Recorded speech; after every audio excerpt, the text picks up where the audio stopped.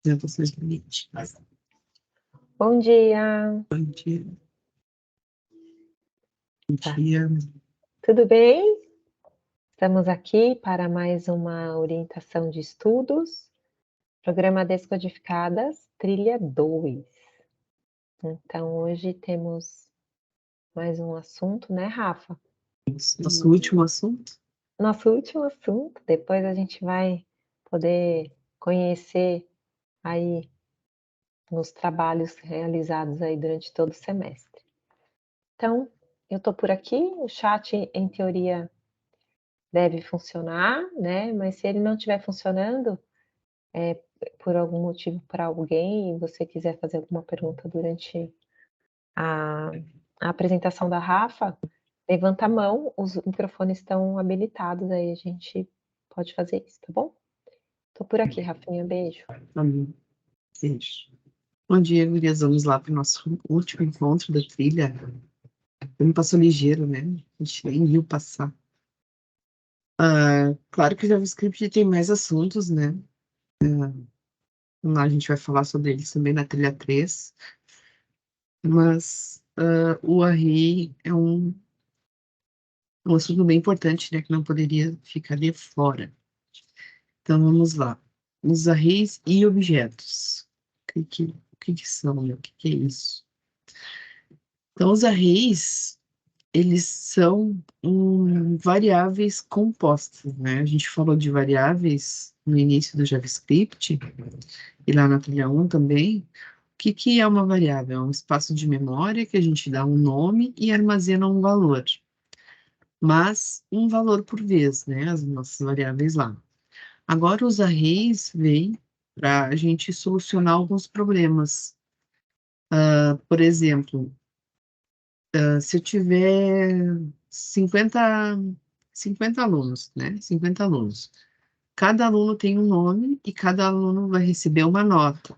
E aí, cada aluno também vai ter uma média, uma nota não, 4 notas, e cada aluno também vai ter uma média. Aí, pense em quantas variáveis eu precisaria, pensando na forma que a gente conhecia até agora, né? Quantas variáveis a gente teria que criar? A gente teria que criar 50 variáveis para nomes, né? Um para cada nome. A gente teria que, para cada nome, criar mais 4 variáveis para receber as 4 notas dos alunos. E depois precisaria criar mais uma variável para armazenar a média de cada aluno. Então, uma enxurrada de variáveis, né? E se fossem 100 alunos?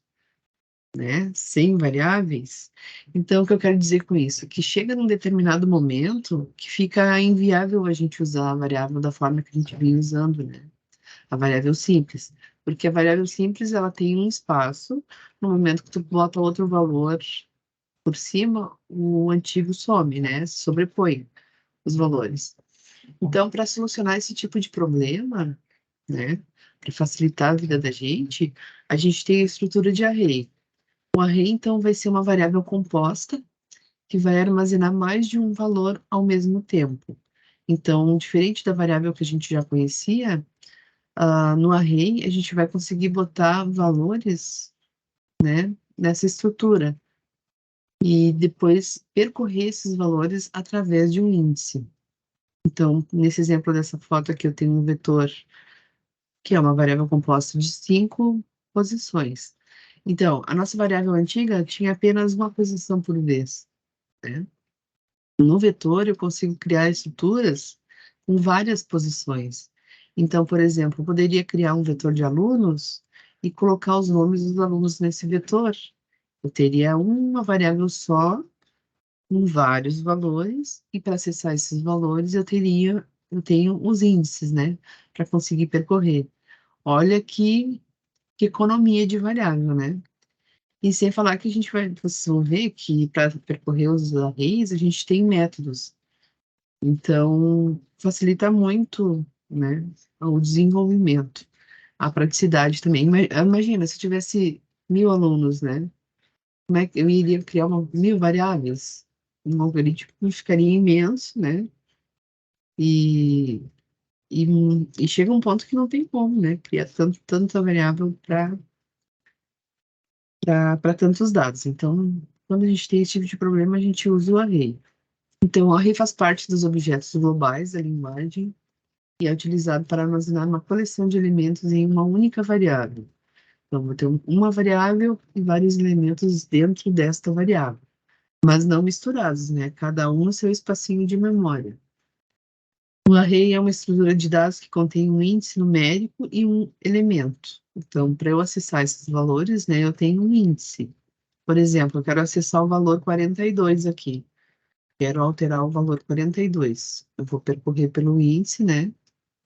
No índice 2 eu tenho um valor 42. Normalmente começa em zero. Ou sempre começa em zero. Nas linguagens sempre começa em zero.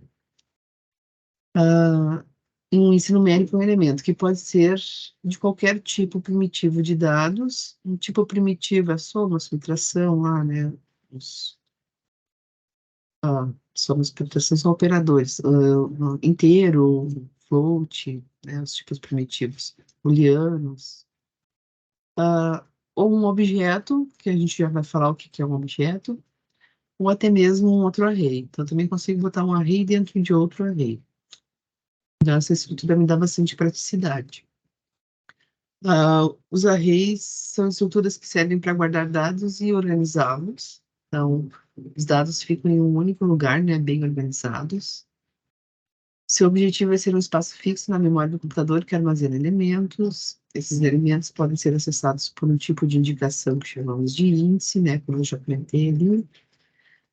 E aí, por exemplo, podemos guardar chapéus na gaveta 1, calças na gaveta 2 e as meias na gaveta 3. E sempre que precisar de calças, chapéus ou meias, vamos saber em que gaveta buscar, né? Da mesma forma que o vetor.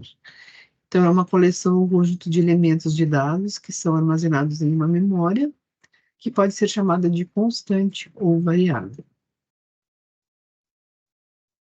Como é que é a sintaxe do array lá no JavaScript? Então, a sintaxe de um array tem diferentes formatos. A gente pode declarar na linguagem um array de várias formas. A declaração direta ou representação literal é aquela em que o array é representado pelos símbolos de colchetes, que pode ou não conter elementos. Então, essa é a sintaxe mais tradicional, né, de declaração de um vetor. Eu vou dizer que é uma variável, porque é uma variável composta, né? Vou colocar um nome e os colchetes, que indica que é um vetor, é o uso do colchete, não parênteses, né? Colchete. Nós podemos declarar arrays sem nenhum item e tamanho, ou somente com tamanho definido, mas vazio. Então, a gente também pode criar um array e dizer inicialmente que ele tem 20 posições. Se eu já sei quantas posições eu vou querer usar, ou se eu não sei o tamanho que esse array vai ter, eu posso declarar ele de forma vazia e ir colocando elementos nele, conforme a minha necessidade. Outra sintaxe para a declaração de um array é por meio da utilização do construtor new. Quando eu falo em construtor e quando eu uso new, eu estou falando de objetos, falando de orientação a objetos, né? Como eu já comentei aqui, é um outro paradigma da linguagem, das linguagens de programação. O JavaScript ele também usa orientação a objetos. A gente também pode programar orientado a objetos, né? E quando eu uso new, eu estou criando um objeto de uma classe. É que aí entra todo o contexto da orientação a objetos, né? Na orientação a objetos, a gente cria classes que são como se fossem moldes, né, de alguma coisa. Aqui, logo em seguida, eu já vou mostrar um exemplo, né, de de uma classe carro. Então, se for uma classe carro, teria a cor, quantidade de porta, fabricante, tipo de combustível, como se fosse um molde, né, para eu descrever um carro. Então, quando eu crio um objeto da classe carro, que é a instanciação que a gente fala, a gente vai pegar uma cópia daquela classe para preencher. Então, eu vou preencher a cor vou dizer que o nome do veículo é um Corsa, sei lá, vou dizer quantas portas ele tem, que tipo de combustível, né? Então, a classe é como se fosse um modelo para a gente criar cópias e preencher depois. E aí, essa cópia a gente usa o operador new para criar. Então, eu posso criar dessa forma, vazia, né? new array, ou também já colocando elementos dentro, como lá em cima. Aqui tem alguns outros exemplos de criação de arrays, né? Como eu posso criar. Então, posso criar var, o nome dele, vazio. Também posso, de novo, aqui eu estou criando ele vazio. E aí, na posição 0, daí quando eu quero indicar as posições do vetor, né, eu tenho que botar o índice dentro dos colchetes para dizer aonde eu quero fazer a alteração. Então, aqui o array literal na posição 0 está recebendo a string olá. Estou mostrando na tela lá. Aqui eu tenho uma nova array literal que já recebe por padrão 1 e 2. Então, aqui eu já sei que esse array vai usar o valor 1 e 2. Então, já foi colocado diretamente. Estou mostrando, vai aparecer 1 e 2. E aqui embaixo, o orientado a objetos, né? Então, faria um var array, que recebe um new array. Esse array new, na posição 0, também recebeu lá, também estou mostrando lá. E aqui para o valor 1 e 2 do mesmo jeito. A gente também tem os arrays bidimensionais. O array bidimensional nada mais é do que um array que armazena outro array dentro. Então, trata-se de um recurso muito útil em diversas situações, quando eu tenho dados compostos para guardar, né? Então, como é que funcionaria? Aqui estou declarando um array vazio, que eu estou dizendo que esse array que eu declarei no índice 0, no primeiro quadradinho dele, ele vai receber João, vírgula Souza, vírgula 20, vírgula direto. Todos esses dados só naquela posição ali. E aí depois, na posição 1, eu estou adicionando Maria, Gonçalves, 21, Medicina, tudo na posição 1. Então, se eu fosse mostrar, ele mostraria os elementos, né, agrupados por índice, daí com mais de uma informação dentro. Então, a gente tem essa possibilidade no JavaScript. Aqui eu botei o mesmo exemplo. Não sei por que eu fiz isso, mas enfim. É praticamente a mesma coisa que o outro exemplo. Uma pequena falha no meu slide. Acessando os elementos de um array. Então, nos referimos a um elemento do array referenciando o número de índice. Essa declaração acessa o valor do primeiro elemento em um array chamado carros, por exemplo. Então, aqui eu tenho um array, uma variável name, que vai receber um vetor na posição 0, vai receber o conteúdo de um vetor na posição 0. Então, eu posso fazer isso também. Aqui, eu estou modificando o primeiro elemento de um vetor. Então, estou dizendo que o carros, na posição 0, está recebendo esse carro aqui, o Opel. E aí, depois, eu estou devolvendo lá para o HTML, lá para o ID demo, essa posição do vetor. No caso, não é a posição, né? É o que tem dentro dela, o valor. O valor que eu gostaria de mostrar na tela. E aqui, se eu quisesse mostrar todos esses valores, né? Saab, Volvo, BMW. Se eu quisesse devolver todos esses valores para o HTML, da mesma forma, né? Vou pegar o ID, qual o ID que eu quero devolver a informação, e dizer que recebe essa variável carros, que vai ter todas essas informações. Então, a forma de usar é igual a outra variável, né? Aí os arrays de objetos. Arrays são um tipo especial de objetos, mas os arrays de JavaScript são melhor descritos como arrays. Então, a gente não fala array de objetos, a gente diz que são arrays. Mas a gente sabe, né, que são arrays de objetos. Enfim, o JavaScript permite um array de elementos de tipos diferentes. Então, permite criar aqui também. Permite criar um array de tipos diferentes. Então, não necessariamente eu tenho que criar um array de apenas um tipo, né? Eu consigo criar um array com tipos diferentes. Quando eu crio um array de tipos diferentes, eu estou criando um objeto. Então, normalmente se usa em objetos, né? Então, podemos acessar esses carros com um array da seguinte forma. Então, um array de objeto tem algumas particularidades. Os outros arrays que a gente estava vendo tinha colchete e aspas, né? Aqui, vou botar aqui. Tinha colchetes e aspas, simples ou duplas, né? Separados por vírgula. O, o objeto, ele vai ter o colchete, só que para separar os objetos dentro desse array, eles vão ser separados por chaves. E aí depois vírgula. Então, o primeiro elemento desse objeto carro aqui vai ter uma cor, um tipo, um registro e uma capacidade. Só que preenchidas, né? Uma cor, purple não, é pink, eu acho, né? Purple é pink. O tipo, é uma minivan e aqui eu também estou criando um objeto da classe data. Essa classe data que pega a data do sistema. E a capacidade 7. Então, eu preencheria, né? Poderia, por exemplo, cadastrar todos esses carros aqui que eu tenho nessa imagem dentro de um array de objetos. E quando eu quisesse acessar, acessaria pelo nome. Então, como utilizar, né? Nós utilizamos objetos para agrupar valores que possuem propriedades e funções. Podemos, por exemplo, fazer uma analogia aos objetos de um mundo real. Um carro que possui cor e marca, ele também realiza ações como acelerar e frear.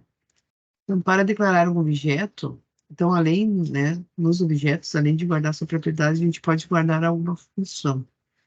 Isso daí é um assunto mais adiante. Para declarar um objeto, a sintaxe é bem parecida à que utilizamos para declarar arrays, porém trocamos os colchetes por chaves, né? Vocês viram ali que só usa o colchete para abrir o vetor, né? Dentro, a gente separa os objetos por chaves, onde as chaves, valores e funções são declaradas entre as chaves, né? Entre o corpinho de cada objeto. As diferenças entre objeto e array, né? Em JavaScript, os arrays usam índices numerados e os objetos usam índices nomeados, né? Para eu acessar um valor, eu vou ir pelo nome. Arrays são um tipo especial de objetos com índices numerados. Quando usar um e outro, você deve usar objeto quando quiser que os nomes dos elementos sejam strings, texto, né? E você deve usar arrays quando quiser que os nomes dos elementos sejam números. Ah, Normalmente a gente usa o índice, né? Fica mais fácil de manipular. Aí, para facilitar a vida da gente, o JavaScript ele possui muitos métodos para facilitar o manuseio desses vetores. Eu não preciso desenvolver várias lógicas para acessar os elementos desses vetores. Então, os arrays podem ser manipulados usando várias ações conhecidas como métodos. Alguns desses métodos permitem adicionar e remover elementos, modificar os arrays e fazer muito mais com eles. Então, eu trouxe alguns para vocês aqui, mas existem outros, tá? Então, os métodos são funções pré-estabelecidas, né? Já tem uma lógica prontinha ali, para realizar operações em objetos como arrays, strings e objetos. Então, o ponto push, por exemplo. O push é usado para adicionar um ou mais elementos no final de um array. Então, eu vou ter aqui um vetor chamado números, um array, né, chamado números, e tem 1, 2, 3 e 4, e eu quero inserir o valor 4 nele, né? Mas eu quero que o 4 vá no final. Então, o push insere um valor no final de um array. Então, ele vai lá e bota o 4 para mim bonitinho no final do array. Se eu não usar o método push, eu vou ter que fazer toda uma lógica com ifs e testar se é o último elemento do vetor, se for o último elemento do vetor, inserir esse elemento lá, né? Teria que desenvolver mais. O método push facilita bastante esse caminho. Depois eu tenho o pop, que é usado para remover o último elemento de um array. Então, da mesma forma que o push coloca, o pop retira, né? Então, o nome do vetor aliás, uma variável que vai receber o vetor ponto pop. Então, o números fica com 1 e 2. O shift é usado para remover o primeiro elemento de um array e retorná-lo. O shift, então, coloca, né? Aliás, remove o primeiro elemento de um array.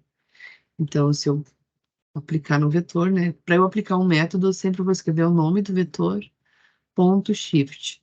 Como os métodos retornam outro vetor, né? O próprio vetor, eu armazeno em outra variável só para conseguir pegar esse valor novo. Tá? Então, números.shift vai ficar sem o primeiro elemento. O unshift é usado para adicionar um ou mais elementos ao início de um array. Então, shift remove, o unshift adiciona. Tá? A gente não consegue, claro, consegue se usar assim todo dia, né? Mas a gente sempre tem que usar uma cola para não confundir esses métodos aqui, porque os nomes são bem parecidos, né? Então, o unshift, ele adiciona um elemento no início do vetor. O slice é usado para retornar uma cópia de parte de um array especificada pelos índices de início e fim. Então, com o método slice, eu pego um pedaço do array. Por exemplo, aqui, eu quero do índice 1 até o 4. O que tem entre o índice 1 e 4? O 2, o 3 e o 4. Como assim, Rafa? Porque a gente tem que pensar que começa em 0, né? Então, 1 é 0, o 2 é 1, o 3 é 2 e o 4 é 3. O 4 é 3, o 5 é 4. Então, por isso que ele vai mostrar o 2, o 3 e o 4. Ele sempre mostra um antes do final, né? 0, 2, 3, 4. Não, aqui ele mostra inteiro, desculpa. Tem o outro que mostra um antes. Então, ele vai pegar o 2, o 3 e o 4, porque o 1 é, 0, 1 é o 0. E o 5 é o último. Então, ele não vai pegar o último. Eu perco um pouco a concentração, porque as máquinas estão trabalhando aqui, né? Aquele barulho assim, light, sexta-feira. Aí eu tenho o splice. Então, o slice, ele pega um trecho, né? Que eu vou definir entre os índices ali, quais valores eu vou pegar. E o splice é usado para adicionar ou remover, adicionar, remover ou substituir elementos de um array. Então, por exemplo, eu quero substituir alguns valores no meu array. Então, no índice, eu quero colocar 2, 2, 13 e 14. Então, 2 ele já tem, ele não vai adicionar, nem repetir. Vai colocar, como, como ele tá, como ele vai enfiar no início, então ele começa pelo que ele já tem. Então, 2, 13, 14 e depois o 5. Ele vai inserir ali, né? A gente pode fazer várias lógicas, na verdade, com esse splice aqui, né? Porque ele pode adicionar, remover ou substituir. No caso que ele está inserindo, né? Está adicionando entre o vetor. Ele não está substituindo porque o 2 já existe ali, então ele não vai remover. Esse aqui, olhando assim, fica um pouco vago, né? Mas isso aí a gente vai falar também mais adiante de novo. Reverse. O reverse é usado para inverter a ordem dos elementos de um array. Então, se eu quiser escrever o array de trás para frente, né, só usar o método reverse. Se eu não tivesse o método reverse, teria que fazer toda uma lógica com o for, né? Percorrer o vetor, depois mandar escrever de trás para frente. Com o método, eu uso apenas uma linha para fazer isso. A propriedade length. A propriedade length de um array retorna o comprimento de um array, né? Então, o length vai capturar sempre a última posição do array. Então, eu não preciso, no primeiro momento, dizer quantas partes vai ter o meu vetor, né? Quantas repartições, né? Quantas caixinhas de memória vai ter o meu array, porque eu tenho essa propriedade length e ele vai pegando sempre a última posição. Então, para eu usar, por exemplo, num laço, né, que eu vou mostrar agora, que a gente sempre normalmente percorre o vetor usando um laço. Eu não preciso colocar um valor fixo de final, né? Eu posso usar o length, que fica mais dinâmico. Então, aqui eu tenho banana, laranja, maçã e manga.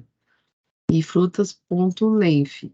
O length de frutas é 4. Então, eu não preciso especificar que esse vetor tem 4, né? Porque pelo length ele já vai capturar a quantidade. Se eu inserir mais uma aqui, o length vai mudar para 5, né? Então, fica de uma forma mais dinâmica.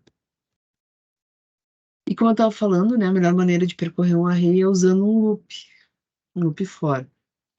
Então, aqui, por exemplo, eu tenho um array chamado frutas.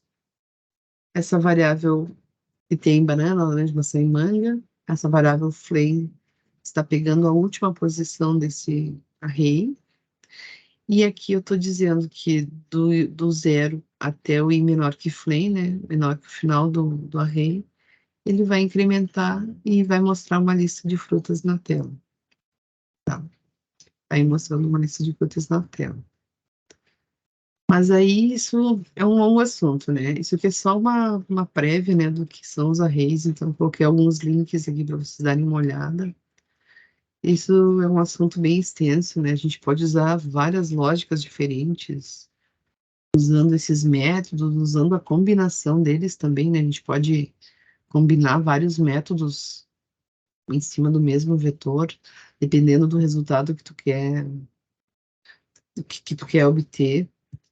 Então, não teria assim uma explicação, né? Ah, isso faz aquilo.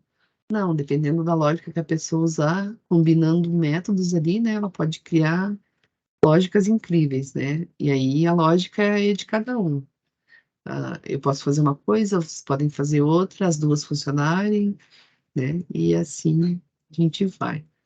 Aqui um exemplo simples só de, de um vetorzinho, que eu tenho um front que eu tenho só uma entrada, que vai receber um número, e um botão que vai chamar uma função. E depois aqui embaixo um ID resultado, né? Onde eu quero mostrar o resultado do, do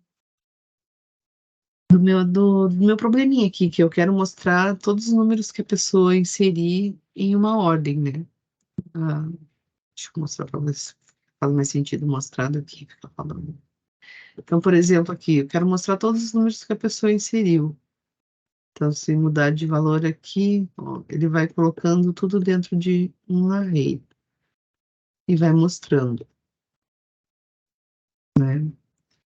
E como é que foi feito isso? Usando o array, usando o método push. Então, cada vez que a pessoa colocar um valor lá no front, né? Eu vou capturar esse valor com o getElementById, né? Lá do input com este ID, tô pegando o valor e tô colocando tudo isso aqui, né? Tô transformando em número, porque tudo que entra no front é string. Tô convertendo para número, colocando nessa variável x, e depois eu tô dando um push nesse x. Push no vetor que se chama original, né? Que inicialmente eu declarei ele como vazio. Então, eu estou colocando, né, os valores conforme o usuário vai digitando. E depois aqui eu estou mostrando lá naquele de resultado, né, com o inner, estou colocando o valor lá para ser mostrado.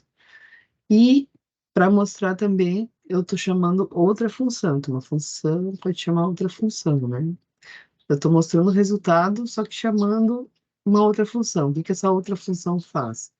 Vai mostrar, né, essa string original lá, que apareceu bonitinho, mais o vetor, né? E, e fecha as aspas, as florzinhas lá, e quebra uma linha, né? E dá um espaço. E retorna o texto. Mas isso aqui, as funções são um assunto bem grande também para a trilha 3. Mas vamos ter bastante o que falar sobre. É isso, Pri. Acho que eu sou a Miriam, essa aí, na linha Pois que é. tá. Rafa, eu tenho uma dúvida. deve ser bobinha, mas na hora de converter string, né, para números, pode ser o number e o parse int também, é isso? Isso, A mesma isso. coisa? Tem vários métodos, né? Existem vários métodos, é a mesma coisa. Parsear para inteiro. Assim como a gente, se quiser usar decimal, a gente tem o parse float, né? Na verdade, depois a gente vai ver que o código JavaScript vai virar uma infinidade de funções, né? Para interagir com o nosso front. Nossa, tudo, eu fico pensando assim, quem que lembra de tudo isso? Não lembra. Eu misturo também, às vezes eu tenho que parar, peraí, não. E vou lá e dou uma coladinha, né? Não. Sei. Não tem problema tu colar também. A gente tem a documentação lá para isso, né? Uhum. Pra gente dar uma espiadinha. Porque são muitos. Aqui eu peguei só alguns, assim, os mais utilizados, mas existem outros que facilitam a vida, né? Não tem por que também tu desenvolver uma baita lógica ali se tu consegue usar um método que vai fazer a mesma coisa para ti, né? Sim. E aí o Aí, simples é mais fácil. é, Na última tarefa mesmo, tarefa não, mas os exercícios que você passou, eu estava dando uma olhadinha e tem muita gente, cada um eu não faço assim, eu faço assado. sim, tem várias formas. Esse que é o legal da lógica, né? Da parte da programação, do desenvolvimento, porque várias pessoas podem fazer a mesma coisa, mas sempre vai ter alguma diferença de um para outro, né? E Que a é a gente fica lógica. pensei nisso. Sim, que é a lógica. Daí, hoje eu nem trouxe tarefa, né? Porque vocês vão estar envolvidas com o site de vocês. Quem não. Graças a Deus. Graças a Deus. Já mandei. Ah, já mandou. Porque tem prova semana que vem e falei, vou ficar livre logo para focar na prova. Uhum. Então, eu adivinhei, então eu nem trouxe tarefa para hoje. Mas a gente vai aprofundar em todos esses tópicos também agora na trilha 13. Na trilha 13 é só de lógica. Então, Legal. vamos falar bastante. É isso, Pri. Soca. Tá bem, queridas. Eu já coloquei, né, lá o arquivo. Não temos tarefa, né, Rafa, para esse tema. Lembrando que a gente está aí recebendo já as tarefas e as inscrições para apresentação. Os vídeos, né? Os códigos e os vídeos, Isso. né? E a gente está esperando ansiosamente aí pelas inscrições, né, Rafa, para apresentar. Para apresentar. E aí, acho que são essas orientações que a gente tem, né, Rafa? Sim. E podemos então nos despedir, se as nossas queridas não têm mais nenhuma pergunta. Só tá a Miriam agora. Né? As A meninas Neidiana saíram. saiu. As outras meninas saíram Tá. também. Deixa eu ver entrando. Semana que vem bem. então vai ser apresentação, é isso? Isso. Já começa. Já começa. Tá bem? Obrigada. Imagine, a gente que agradece. Um beijo, um bom final de semana bom e até a semana que vem. Bom fim de semana, beijo. Beijo, bom fim. Tchau.